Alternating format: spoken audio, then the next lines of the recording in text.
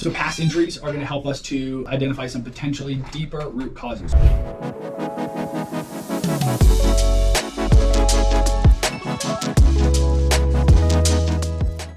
So past injuries are going to help us to identify some potentially deeper root causes. So a great example is the patient that we were talking about yesterday, where we're looking at doing intraosseous orthobiologics for his knee. That initial injury that he had of his ACL, injury that was never repaired. And even though it quote unquote healed, when I talked to him yesterday, he even said like, hey, like I know that my ACL has never been the same. And I have a little bit like more laxity in that AP motion ever since that first injury. And so in looking back, like, you know, he had the MCL and ACL initially, and then he tore lateral meniscus and then had it repaired and then tore medial and then tore, like he just kept tearing.